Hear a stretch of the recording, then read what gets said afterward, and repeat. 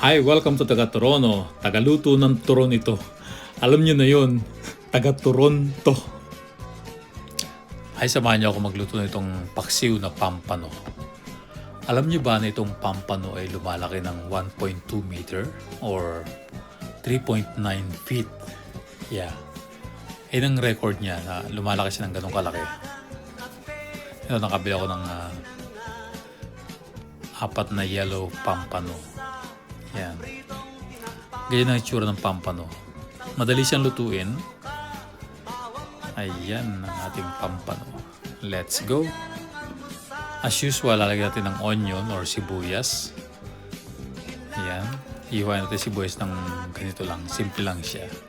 Hindi natin siya i-dice. Tsaka hindi rin natin siya igigisa yung ating sibuyas. Bali, gagawin lang natin, papailalim natin sibuyas sa pampano.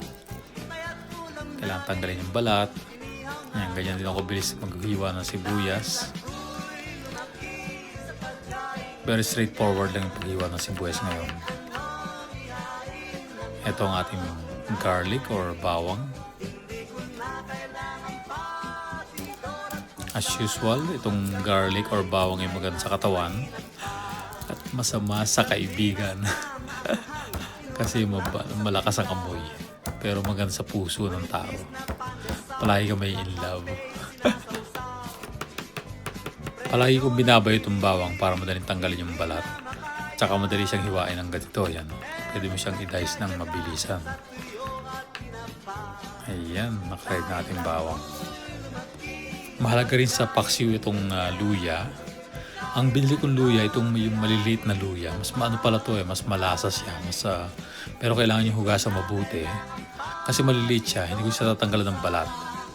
Pag tinanggalan kasi ng balat, medyo matarbaho Kaya yan, tsaka walang matitira dahil maliliit lang siya Hindi siya kagaya ng malalaking luya. Pero ito palang maliliit na luya na ganitong itsura niya. Ano siya, yung mas maanghang siya kumpara sa malalaki. Mas malasa to itong luya na to kumpara sa malalaking luya. Kaya kung bibili kayo ng luya, hanapin nyo yung ganitong klaseng luya, yung maliliit. Yeah. Pero hindi nyo na kailangan tanggalan ng balat kasi hugasan nyo na lang mabuti. Dahil pag tinanggalan nyo ng balat, walang matitira kasi maliit siya. Yan, hiwain siya ng manipis. Hindi mo kailangan i-dice yung luya kasi kailangan mo lang panipisin lang yung paghiwa sa kanya. Ganyan lang ginagawa ko sa luya. Manipis na manipis. Tiyagaan lang yan.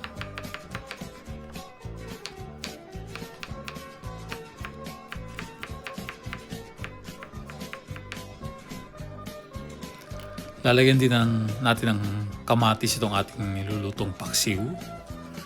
Yan, tomatoes or kamatis. Maganda itong nabili kong kamatis, malalaki siya. Kailangan ko tanggalin yung, meron siyang yung pinaganohan ng tangkay. Pinagkabitan ng tangkay. Hiwain natin ng manipis yung kamatis ng ganyan. Ganito lang itsura niya. Hindi mo kailangan siyang i-dice. Kailangan lang malapad na ganyan.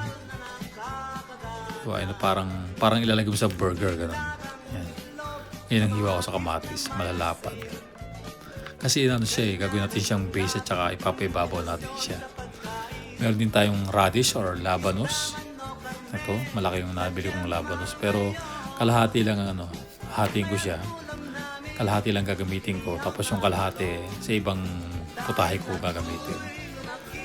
Yan, tanggal natin ng balat. Alam nyo ba ang radish ay maganda sa katawan? Yan, hiwain ko siya ng ganito. Yung isang subo lang ang paghiwa ko sa radish. Kasi pagka malaki, medyo mahirap kainin. Kaya tama lang yung ganitong size. Isang subo lang siya. Tsaka madali siyang lutuin pag gaganyan ang size niya. Lalagyan din natin siya ng ampalaya, itong bitter melon or ampalaya.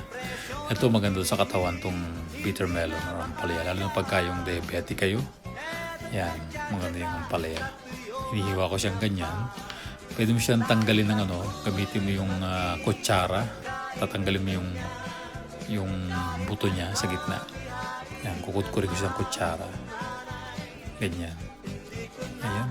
Saka tanggalin nyo ng konti yung ano para, kasi medyo mapait yung puti na yan. Masyadong malakas yung lasa niya na mapait. Kaya yung linisin, tanggalin nyo yan. Pero masarap sa bagay, masarap sa ampalaya mapait. Kaya nga ampalaya mapait. Tsaka maganda sa katawan ng ampalaya. Hiwain natin siya ng isang subo rin, ganyan ang size. Pa-slice. Yung iba medyo malalaki, kaya inihiwa ko pa siya sa gitna ng konti. Ayan ang ating ampalaya. Konti lang natin ampalaya kasi medyo may kamahalan ng ampalaya rito. Para siyang merong ginto eh. Yung mahal. Grabe ang ampalaya rito. Lalagyan din natin itong sili na mahaba. Ayan, pepper. Isa sa napakalagang sangkap ng ating paksiw ay suka at saka patis. Yan. Fish sauce or vinegar. Ito yung ating suka. Ang linis-linis ng para sa tubig. Ano? Pero suka yan, suka. Ganyan kalinis yung suka dito. 2 cups yung gagawin natin suka. Tapos ito yung ating yung ating patis. Yan, ganyang karaming patis na gagamitin ko. Hindi masyado maalat. Pagkasamahin natin to, yung suka at saka yung patis. Kasi pagka ganito ginagawa ko, minimix ko na muna lahat yung sauce, yung suka at saka patis para alam ko yung lasa niya. Kasi pagka nilagay ko yung suka muna habang niluluto, tapos nilagay ko yung patis, hindi ko alam yung lasa. Ito ngayon gagamit, lalagyan din natin ng sugar or asukal. Ang available kong asukal ay kulay pula, kaya wala akong kulay puti na asukal, hindi ako nakabili. Kaya ito natin gagamitin, kulay pula. Yan, ganyan. Nahalo ko muna siya para at least alam ko na yung lasa ng sabaw, ng sauce. Titikman ko siya mamaya. Haluin mo buti. Ganyan. Para tapos konti pang patis. Lagyan natin konti pang patis. Ganyan ang ginagawa ko. Tapos lagyan natin itong paminta or black pepper. Usually buo dapat na paminta, kaso wala akong buo na paminta. Yung corn na pepper, wala ako nun. Kaya itong gagamitin ko. Dinurog na paminta. Ayan. Ihalo na rin natin sa sabaw. Ito nga pala yung gagawin natin sa sabaw. Pinaghalo-halo ko na yung para alam ko na yung lasa niya. Ganyan ako magluto ng paksiw. Natin. Sarap. Perfecto. Ngayon naman, hiwain natin itong isda or pampano. Yan, hinihiwa ko siya ng ganyang kalalaki para madali siya lutuin. Para ma-absorb nung meat nung isda yung sabaw. Ganyan. Dahan-dahan lang kayo paghiwa, baka mahiwa yung kamay. Ilang beses na ako nahiwa. Nagmamadali. Yan. Yun ang maganda sa pampano, madali siyang lutuin. Hindi siya kagaya ng ibang isda. Tsaka konti lang ang tinik ng pampano. Puro siya meat. Kukunti. Yung tinik niya sa gitna lang talaga. Kaya madaling lutuin itong pampano. Ganito gagawin natin yan. Ikakalat natin yung luya, ginger sa lutuan. Ganyan. Hindi mo kailangan igisa. Bali, para yung pampano hindi siya dumikit sa lutuan. So ipapailalim natin itong ginger, saka yung iba pang sahog, itong garlic. Yan. Nilagay yung garlic at saka yung onion. Pinapailalim ko siya. Yan. I-distribute natin pati itong kamatis or tomatoes. Sa ilalim siya. So ganito ang pagluto ko ng paksiw. Natatandaan ko nung bata kami, pagka nagluluto si inay ng isda, nilalagyan niya ng kawayan sa ilalim para hindi siya dumikit sa lutuan. Yeah, meron siyang parang frame na kawayan, tapos nilalagay niya sa ilalim ng palayok para hindi siya dumikit. Yan, ganyan. Ito naman ang ginagawa ko, yung mga kasahog ay nasa ilalim para hindi siya dumikit. Kasi pagka wala yung sahog na yan sa ilalim, yung isda dumidikit sa lutuan para posible pa siyang masunog, ganun. So pagka merong ganyan, hindi siya didikit, hindi siya masusunog. Ganyan ang technique ko. Pero kung may kawayan, mas maganda. Para siguradong hindi siya dumikit. At saka hindi nyo kailangang haluin yung pagluto ng paksiw. Kasi ito yan, ilagay natin itong sabaw. Yung mismo magbibigay na ng lasa or namnam do sa meat nung isda. Yan.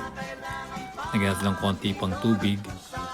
Pero iba gusto nila konti lang yung sabaw eh. Pero ako, kaya ako nilagay ng tubig kasi medyo maasim ng konti yung suka. Sobrang asim, sobrang lakas nung asim niya.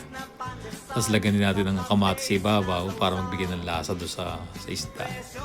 Ito, dagdag na rin natin itong labanus or radish. Ayan, sa ibabaw.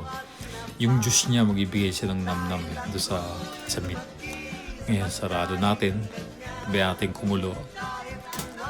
Ayan. Ayan na. Kumukulo na ang ating ang ating paksiw. Kita nyo, ayan parang dumami yung sabaw niya. Pero hindi ganyang karami nilagay kong sabaw. Yung juice niya, nagbigay ng juice yung mga ingredients.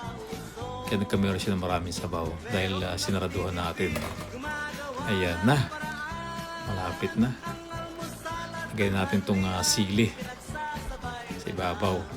Magbibigay ito ng amoy ng bango. Ayan. Ang siling mahaba or long pepper. Pakuluan natin ng konti, tapos lagay natin itong ampalaya. Ibig sabihin, luto na yung ating isda pagka ganyan. Kasi itong ampalaya, hindi mo kailangan i-overcook. Tama lang. Medyo ipapalalim natin ng konti sa sabaw para magkameron siya ng lasa. Sarado natin. Yan. Pabayaan mong yung juice niya, magbigay ng namnam doon sa isda. Ayan ang ating bitter melon or ampalaya. Masustansya itong ampalaya kaya palagi kayo magluto ng ampalaya. Ayan. Kita nyo yung kamatis na nadurog na siya. Nagbibigay ng lasa yan doon sa isda tsaka sa sabaw natin. Ito na ang ating masarap na paksiw na isdang pampano. Masarap kasi sa paksiw, meron siyang konting tamis dahil gawa nung asukal na ginamit natin. Palaging ganun, kaya masarap siya. Masarap siyang yung sabaw pa lang ulam na. Actually sa paksiw. Yan na ang ating masarap na paksiw na pampano. Maraming salamat! Hi! Please subscribe to my YouTube channel and hit the bell button so that you will receive an automatic notification. Thank you very much and always take care.